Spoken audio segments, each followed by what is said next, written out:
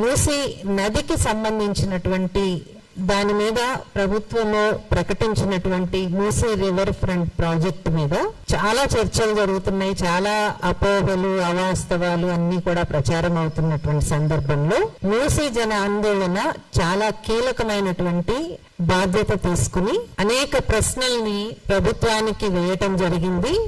మేము మూసీ జన ఆందోళన తరపు నుంచి ఒక వివరణాత్మకమైనటువంటి రిపోర్టుని మేము సబ్మిట్ చేశాం.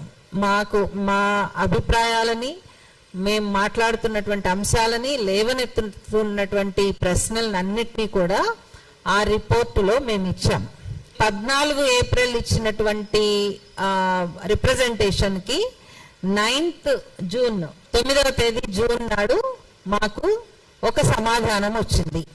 అయితే మాకు సబ్ కమిటీ వైపు నుంచి రాలేదు, ఎంఆర్డిసిఎల్ నుంచి వచ్చింది. మేము వేసినటువంటి ప్రశ్నలు సబ్ కమిటీకి, కానీ మా తరపు నుంచి ఎంఆర్డిసిఎల్ వాళ్ళు ఈ సమాధానం ఇస్తారు అనేటటువంటి ఒక చిన్న ఎక్నాలెడ్జ్మెంట్ కూడా సబ్ కమిటీ నుంచి రాలేదు. పైగా మేము అడగనటువంటి అనేక విషయాలని దాంట్లో ప్రస్తావించారు తప్పించి మేము అడిగినటువంటి ముఖ్యమైనటువంటి ప్రశ్నల్ని వేటిని కూడా ఎంఆర్డిఎస్ వాళ్ళు కూడా మాట్లాడలేదు, తిరిగి ఆ ప్రత్యుత్తరంలో ఇవ్వలేదు. మొట్టమొదటిది, ఈ ప్రెస్ కాన్ఫరెన్స్ ఎందుకు పెడుతున్నాము అనంటే, మేము ఎంఆర్డిఎస్ఎల్ వాళ్ళు ఇచ్చినటువంటి దీనిని తిరస్కరిస్తున్నాము. ఇంకా వివరణాత్మకమైనటువంటి సమాధానాన్ని ప్రభుత్వం వైపు నుంచి ఆశిస్తున్నాం. నిజానికి దాదాపు 1,00,000 మంది పైన, 10,000 కట్టడాల పైన, 3,000 ఎకరాలకు పైన విస్థాపనకి గురవుతున్నటువంటి అంశము.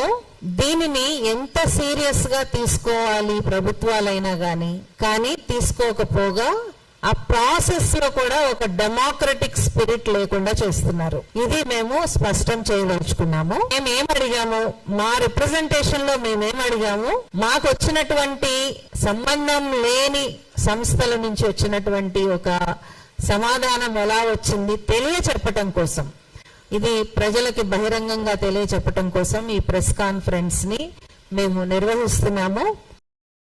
ఇక్కడ ఒక మేజర్ ఇష్యూ ఏంటంటే, ప్రభుత్వం వైపు నుండి ముఖ్యంగా ఎంఆర్డిసిఎల్ అసలు ఈ ప్రాజెక్ట్ అనేది జరుగుతుంది, ఈ విధంగానే జరుగుతుంది, ఇది ఒక పబ్లిక్ పర్పస్ ప్రాజెక్ట్ అన్నట్టుగా, అండ్ దీనికి 2,000 కోట్ల అవసరం, ప్రజాధనం ఇది. సో ఆ దిశగా వాళ్ళు వెళ్తున్నారు. కానీ ఫండమెంటల్ గా అసలు మేమేం అడుగుతున్నామంటే, ఒక నదిని మొత్తం పునర్జీవనం చేయాలంటే అఫ్ కోర్స్ దాని మీద అందరం ఏకీభవిస్తున్నాము. మూసీ నది ప్రక్షాళన అవసరమే.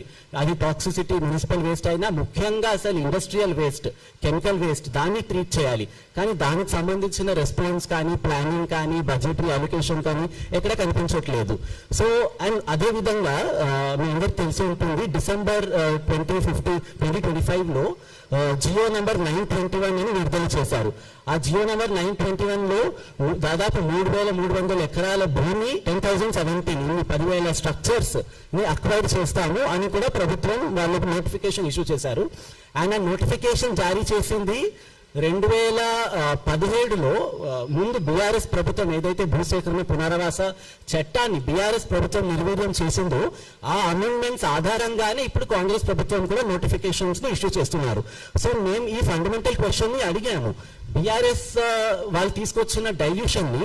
ఎందుకంటే కాంగ్రెస్ ప్రభుత్వం కూడా వాళ్ళ మేనిఫెస్టోలో రాశారు, మేము ప్రభుత్వంలో వస్తే 2013 చట్టాన్ని యథావిధిగా అమలు చేస్తామని వాళ్ళు ఒక ఇది ఇచ్చారు, అష్యూరెన్స్ ఇచ్చారు జనానికి. సో ఇప్పుడు మీ మేనిఫెస్టో ఆధారంగా project implementation and project design ఇవ్వాలి కదా, లేకపోతే మీరు పాత ప్రభుత్వం అండ్ ఇన్ఫాక్ట్ ఎంఆర్డిసిఎల్ కూడా పాత ప్రభుత్వం సెటప్ చేసింది. సో దాని ఆధారంగానే మొత్తం వీళ్ళు కంటిన్యూ అవుతున్నారు.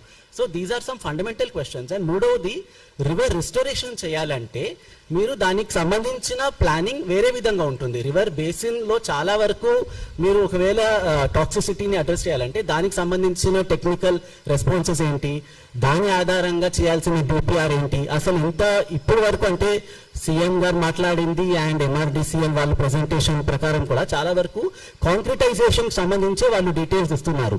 సో మేము ఇన్ఫాక్ట్ అడిగాము కూడా, ఈ we are engaging with the government. ఒకవైపు ప్రభుత్వంతో మాట్లాడుతున్నాం కూడా, కానీ మాట్లాడుతున్న క్రమంలో we are asking for information. So మేము పెట్టిన సబ్మిషన్లో కూడా 14th ఏప్రిల్ ఒక డీటెయిల్ సబ్మిషన్ మేము క్యాబినెట్ సబ్ కమిటీకి ఇచ్చాము.